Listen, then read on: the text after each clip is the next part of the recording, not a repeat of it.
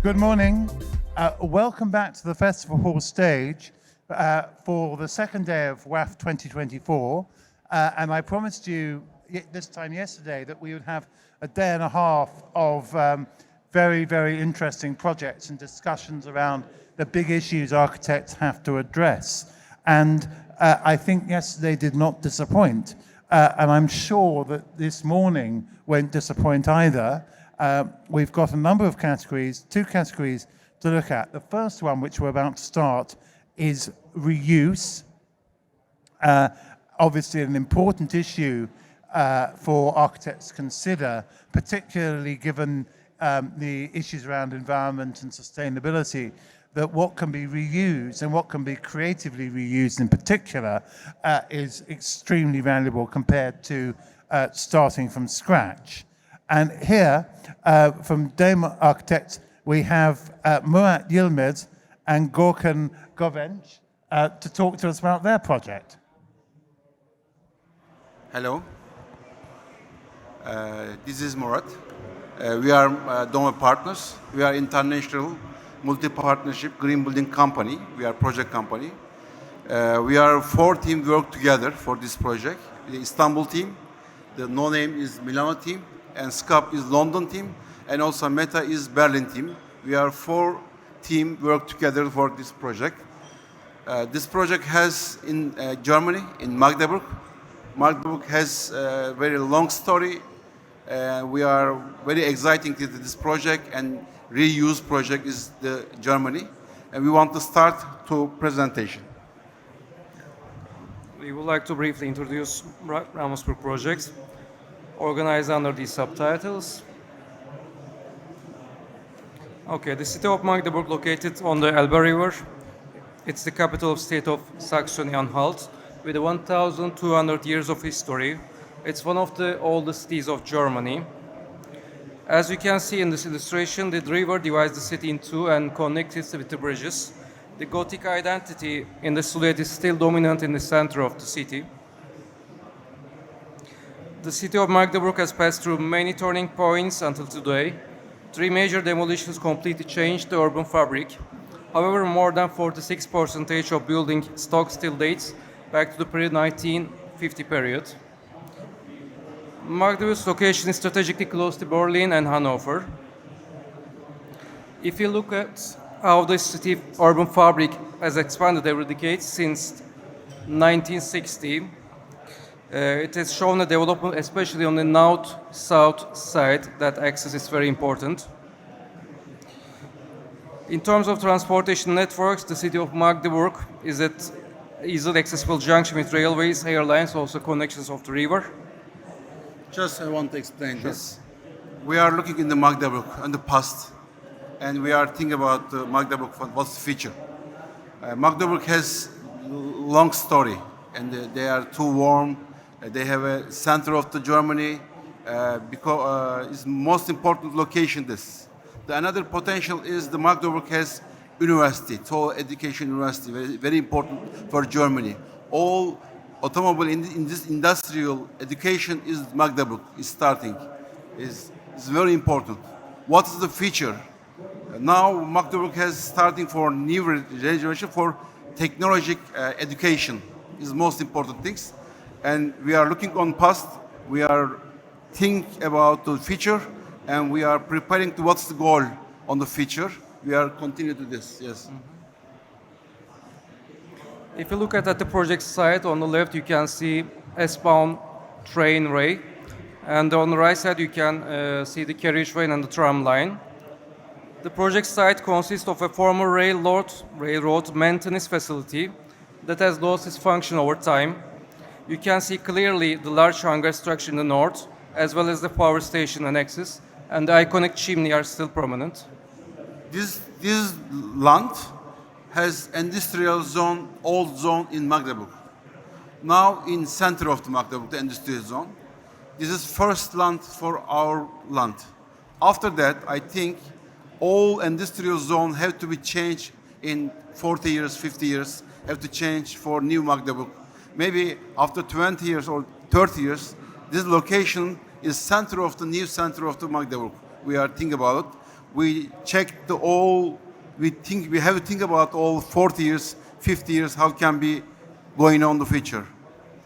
Well, the project area and the city of Magdeburg are historically characterized by its industrial identity.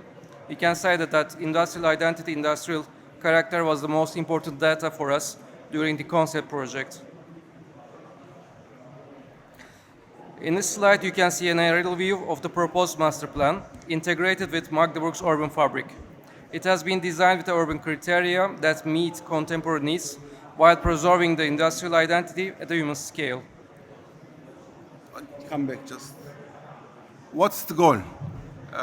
First of all, we are thinking about the analyze to history. We are analyze the site. Also, we are going on the site. We are looking on this industrial zone, and we are first of all we are thinking about the environment of trees, animals, historical buildings, old wall, green zone, so many different old life. We have to be update to new life on for trees, for animals, for everything. After that, we are thinking about the social transformation. The around all neighborhood we are discuss to what they need, what they want, how can be new life to this location. Before they want to think about for the new is good or not good. We want to explain. We are to think about to the new life is new sociality, new, and they want this together. Exactly, most important. After that, so many story buildings for on the site, historical buildings. How can we protect to old buildings inside the sociality, inside the life? We are thinking about nationality, historical buildings, sociality. We have to design together for three different main goals. On this side, you can see black hatched units. You can see the proposed structures, while the outline units showing the preserved and refunctionized units. I think we should go quickly. Okay, these are the functions of our master plan. You can see health and rehabilitation center, food and beverage units, educational parts, market hall, city museum, recreational units, hotel and service apartment. This is one rendering from the interior of the core of the project. That's called heart of the project. And these are... Yeah, this is most important. I am explaining to for three main layer have to be together. Exactly, we are thinking about for this. The most important to this because we are designer. Yes, we are designing the body maybe, but also we are thinking about spirit, life together. This is main goal to body and spirit together. The design on this. These are some close-up views with the old buildings, how we refunction it, and how we enhance these buildings. And I directly jump to the last slide. This is the Rehabilitation and Health Center. So, in conclusion, the Ramsburg project has been proposed with the aim of serving a catalyst for the future development of Magdeburg, integrating into the existing fabric while acting as a springboard for the new phase of an industrial area, which is expected to undergo transformation in the near future. Animasyon işte. Thank you. Animasyon. So we're going to hold over the discussion for the end. Are Justin and Jan C from Eric Parry's office here? Hello. Okay. Hello, Justin. Yeah, I'll be doing the talk. Okay. And Jan's going to change the slides for me. Okay. I Hi. think it's up. Shall I start? I think the project. Here we go. I'm Justin. I'm from Eric Parry Architects. And we are the architects and lead consultants for the retrofit of 40 Holborn Viaduct at the edge of the City of London. Our client is Nuveen Real Estate, who gave us they challenged us with delivering a high-quality, sustainable and future-proof design, one that will transform this significant gateway site and deliver an aspirational working environment and potential headquarters building. It's a key entry point into the city from the west, situated within a historical context. To the north, the road is Charterhouse Street, leads to Smithfield Market, which is the future home of the Museum of London, which has been designed by Stanton Williams. To the south, it connects to the London landmark of St Paul's Cathedral, and then on to the sort of financial cluster beyond. The location is important. It also lies on the edge of several business innovation districts and the Cultural Mile. So an important place for the city. This map shows the medieval city wall in red and its gateways, names Moorgate, Bishopsgate, Hallgate are sort of familiar to many. The site, and then the new city location is indicated in blue, so the expansion of the city has moved out. And the site is obviously a very important gateway location from the west as you arrive in the city. It's got exceptional transport connections and well located for that, and the proposal has to respond to the different arrival directions, creating a welcoming experience from these different routes. We're trying to create an urban marker. It needs to reposition the existing building within the urban context and transforming it from this existing building, a self-contained, sterile, inward-looking mausoleum of a building, into something which is generous and outward-facing with biophilic design, and something for the future. There are a number of opportunities we've taken hold of. Imagination, unlocking the potential of the stranded asset, and it is a stranded asset. People do not want to move back into it. Establishing a new gateway to the city, as I've just discussed. Creating a workplace with occupant well-being at its core, and optimizing, making the most of this site. But reuse is interesting, and we're going to use the stone off the facade to make terrazzo, and we're going to reuse that throughout the building and the landlord spaces, and also for pieces of furniture. Obviously, glass, plasterboard, floor and ceiling tiles, and other elements of the fit-outs will also be recycled. And we're looking to create a material passport to allow us to do that. Reuse also applies to the renewal of the site, reusing references and temporary banking. Sorry, I moved on to the wrong thing. Reusing the existing structure, reuse of historic references and temporarily banking materials that can be reused at the end of the building's life. So, simple diagrams displaying what we're doing. We're removing the facade and all of the service from the building and retaining the existing structure in the basement. The floor plates are extended and also with partially carved in. A suspended framework is introduced to establish a unique building identity from all elevations. Additional floors are added to the top with setbacks to respect the cityscape and create terrace amenities with greenery. And the streetscape is animated by creating permeability at street level. Intensive urban greening is integrated to enhance biodiversity. For a Class A office building to remain competitive in the commercial market at practical completion, it must design to achieve the highest possible sustainability credentials at the design stage. Otherwise, you become obsolete when you finish the building. It's really important you really aim high, and we've done that with this building. We're retaining 70% of the embodied carbon by preserving the existing structure. Operational energy is improved through passive and active design strategies, and it's fully electric with PV panels supporting decarbonisation. The urban greening and biodiversity I've mentioned before, enhancements, are key components of our sustainable approach. The base of the building, this is along Charterhouse Street to the north, will be fully glazed to reveal 2 levels of amenities to activate the public realm in response to the high numbers of occupiers moving from Farringdon Street Station and the New Elizabeth line to the east. At the centre of the project, there are beautiful green spaces that flow into and over the building, providing calm in an active and urban environment. The main reception entrance is entered from the Pocket Park, which is this new greened area in front of the building, with its rich palette of seasonally changing plants. We've designed an innovative, sustainable facade that responds to this island site location. New balconies and walkways provide depth and shadow in response to the building's orientation and the need for shade to the south, with linear planters providing additional protection from the elements. There is a softly reflective curved vitreous enamel ribbon that anchors the building from all aspects, with the depth of the ribbon indents subtly changing from one facade to the next. This view of the entrance further emphasises the rich materiality of the proposals and the publicly accessible cafe on the corner. The balconies are suspended on rods on this elevation, cantilevered from a pergola above to maintain a column-free ground plane near the entrance.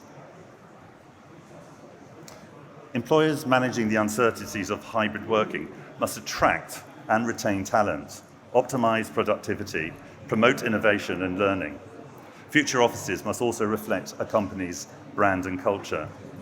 To support these ambitions of our brief, the entire ground floor has been opened up to create dynamic and interrelated amenity spaces that will help foster connections between staff, make work more enjoyable, and entice them back into the office more frequently. The view of the reception reveals the publicly accessible cafe to the left, the amenity lounge behind, and the reception desk in front. To the right, a potential anchor tenant space or reception is provided. The lower ground and basement spaces enhance the occupier's experience of work with a town hall space, sort of auditorium type space. A wellness suite accommodates different activities, including yoga, workouts, massage, and other treatments. The cycle storage and end-of-journey facilities are accessed directly from Shoe Lane, which is the street to the east of our building. We are reusing a space previously allocated for cars. The spa-like finishes of the changing areas will hopefully encourage active commuting.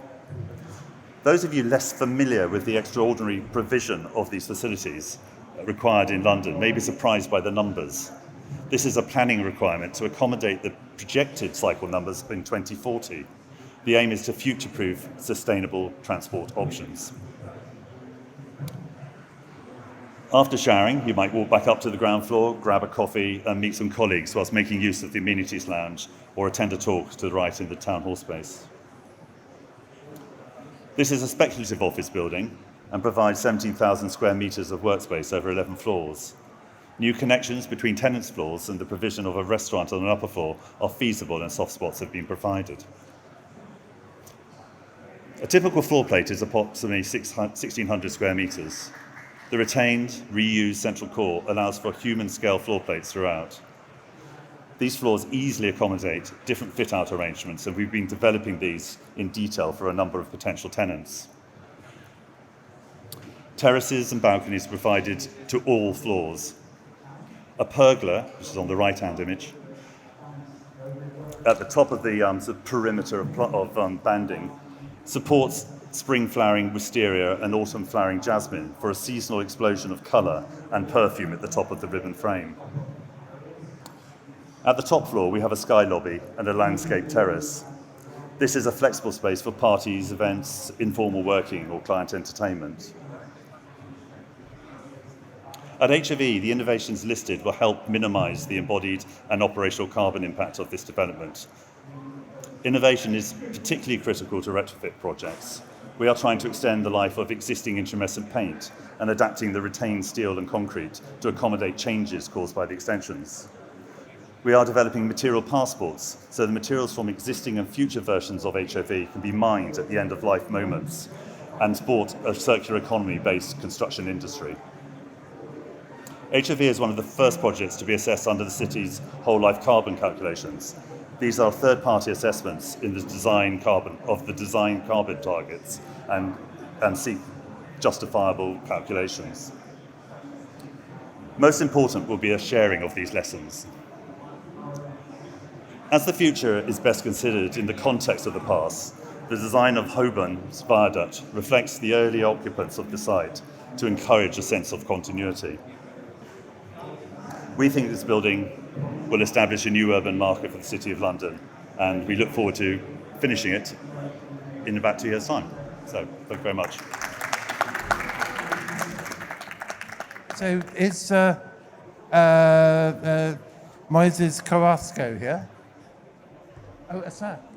I've got Moises Carrasco. Oh, I'm sorry. So we've got Assad. I'm sorry. My briefing notes are all over the shop here. But I was saying I really should show more respect for this, because for 3 months earlier this year, I was in London's main chest hospital with the aftermath of pneumonia and sepsis. So I'm very interested in what you do with chest hospitals. Would you like to tell us about it? Be happy to.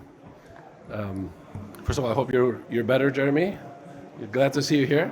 Well done. So my name is Azad. My colleague Moises, who is in the audience somewhere, from Montreal, Canada.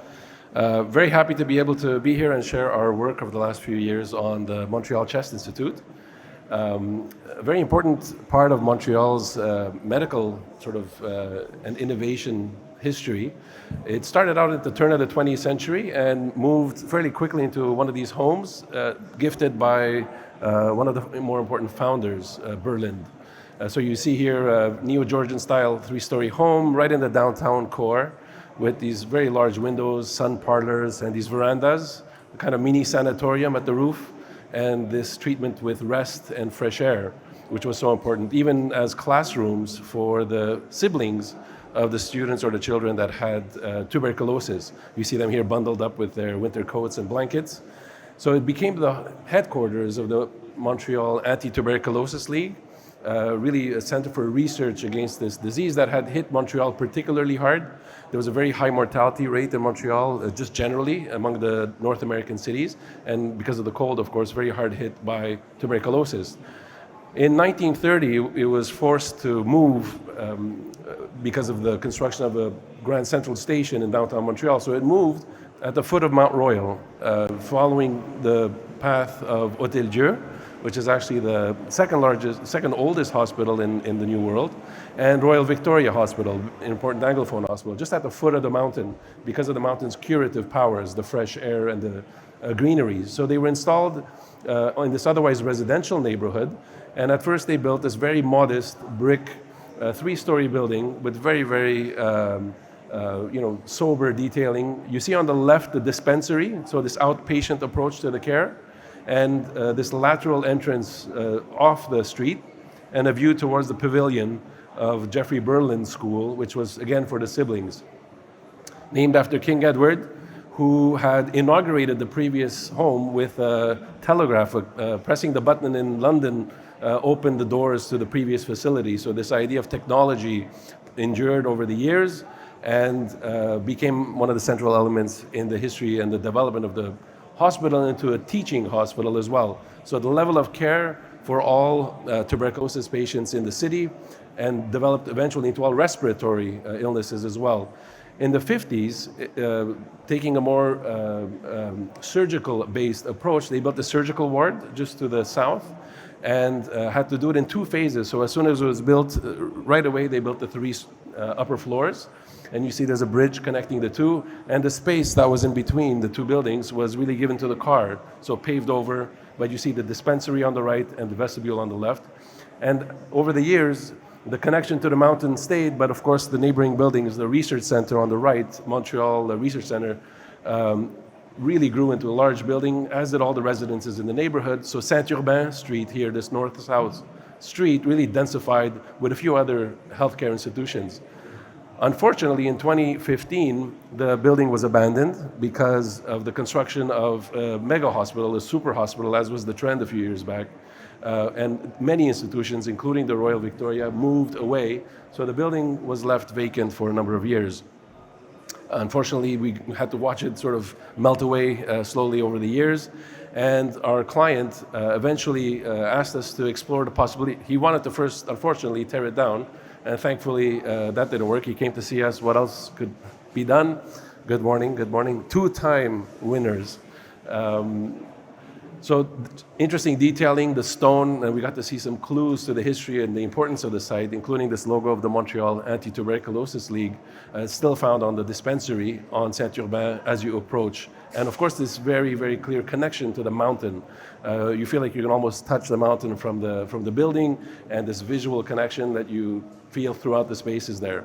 That the architect, Scottish-born John Smith Archibald, really took advantage of as best he could with relatively modest means, and we were able to find some clues in his drawings that hinted at a future vertical expansion, already anticipating the growth of the institution. In fact, the Berlin School at the back, almost right away, was turned into a surgical ward. They added a third floor and they attached it to the existing main pavilion.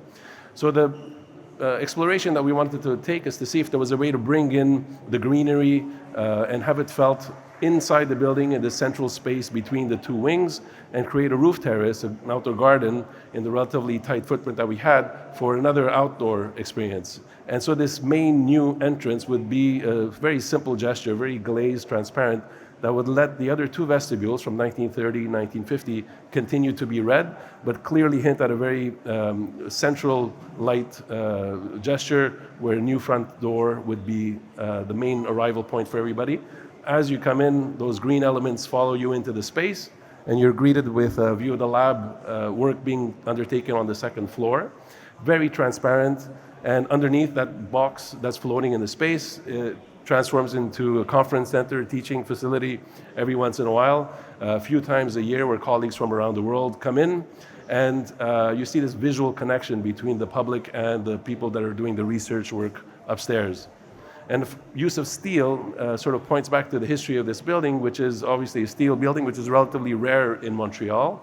We're more of a concrete, so a very gray town.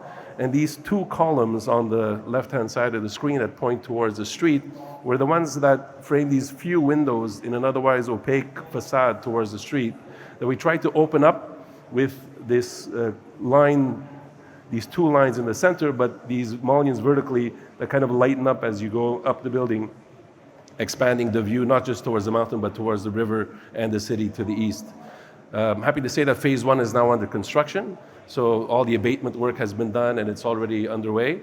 And we're turning our attention to phase two, which is the addition of these few very light slabs on top of the volume from 1930, where we're occupying this space that's already framed by the research clinic building on the right and the 1950 tower on the left, with a very light intervention of a few floors that connect at the ground floor plane between these existing core and the new one that's integrated, leading up to these few slabs that are open on three sides, view to the mountain, the river, and the downtown core, and then enclosing the space that's just to the ground floor plane and kind of make it a more all-season, sort of year-round place of gathering and mingling and a visual connection to the street that is maintained. And so this is what gives the form of the campus, this kind of tripartite form of the 1950s, the atrium, and then the new expansion above. And then what's interesting about this is the outdoor space on the roof terrace that has a view and a connection to the phase two, and this visual connection, of course, to the mountain. So interior and exterior gathering opportunities for the users. Without blocking the view to the mountain, that transparency through the site is maintained and actually emphasized. And of course, upstairs on the lab floors, the presence of the mountain is felt throughout. So we say that the mountain actually participates in the research work being done, and then the presence of downtown emphasizes the connection to the community. And a very, very simple floor plan otherwise, with the core tucked to the north along the main shear wall, opening up the rest of the floor for labs, a few support labs closer to the core, and then workspaces as needed on either side. And then there's a screen and different layers that allow the users to modulate the light themselves without losing the view to the mountain. That is the reason why they come to this space. So Inspire Bio Innovations is the name of the campus now, attracting different types of users. So they have this one important tenant that sort of founded the project called Cellcarta, international organization, but headquartered in Montreal, that's taking most of phase one. And they're bringing with them these kind of mid-sized new colleagues with which they collaborate. And the idea is that the 1930 Pavilion become a kind of incubator space and sort of foster the growth of these organizations that together can contribute to the work in Montreal and the global community at large. So thank you very much. Thank you very much. And now we do move on to Simon Orford of Hall Monaghan Morris on 76 Upper Ground on London South Bank. Thank you very much. It's nice to be here. It's been fascinating seeing the other projects from a piece of city to specific buildings. This is a building in central London. I will trace its history, which is about the reuse of buildings and ideas across time. So the site is IBM, which is an office building that Dennis Lasdon built next to his National Theatre. But the history is quite interesting because Lasdon was quite flexible. So in 1965, he designed a National Theatre on the right and an opera house on the left, 400 yards from where the building's built, opposite Shelmeck's house. And it was Lasdun's pursuit of architecture as geology and strata. In 1969, a site next to Waterloo Bridge was reclaimed as part of the post-war redevelopment of London's Docklands. So a new opportunity to build. So it's the reuse of water as land. And Lasdun, anti-contextual as he was, moved his National Theatre 400 yards to the east. Same design, different site. In 1983, a number of years later, having completed the National Theatre, he was invited by International Business Machines, IBM, to design them a new marketing centre on a site next to his National Theatre. So Lasdun decided to make it look like his opera house, oversize its cores to shape like a fly tower. And this is how the two buildings sat in a composition. So 25 years after inventing the theatre and the opera house 400 yards away, he'd moved both ideas and reused them in two different projects next to each other. Lasdun was a fine architect and his strata worked very well, but the building was designed for the car. It had a first floor vehicular entrance. When we make an office building in London now, we will have no vehicles. And this was sort of outmoded and somewhat grim. The office, similarly, in its original condition, was a classic of its time. But by the time we found the site, it was a world of suspended ceilings, raised floors, and dreary fit-out. But it has this magnificent amenity. His idea of strata nullified the idea of the facade into a series of horizontal planes. He created these amazing outdoor rooms, but 45, 50 years ago, there was no idea about using these as any form of amenity, so they were access decks and ballast. We were approached to reinvent the building. We won a competition. We started designing it. We talked to the planners. We went into planning. If you know London, planning is a process that takes anywhere between a year and 2 years. And during the design of the project, the building got listed. We have different forms of listing. We have grade 1, grade 2 star, and grade 2. Grade 2 means the object is important, but there is little of detail beyond the object. That's a crude summary, but that's the fact.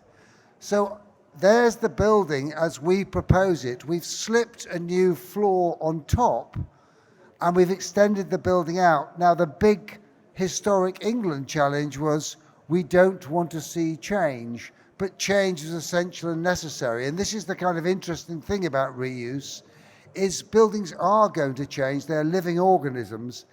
So it was a long drawn out battle, but one that we've now taken through in a building. The clever thing about reuse is we can trap the carbon and keep the carbon and reuse the carbon that was reused in making the building. So we're keeping 80% of his original structure. We're only removing 16% that is no longer working efficiently for us. We then can extend the floors out and build one new floor as per the section. We then use the courtyards that he created that were not particularly well illuminated and insert what I call a kinetic core, which is basically stairs, lifts, and all the facilities. But instead of being densely packed into a tight concrete object, the building has enough stability in its frame. These are loose fit objects that float within a light-filled courtyard. We then remove his vehicle ramp and create a new ground floor entrance, which is also something of a public room.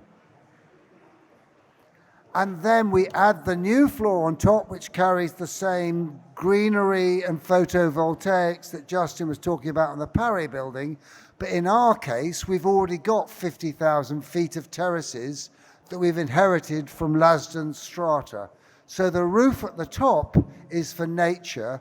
All the offices open onto their own terraces.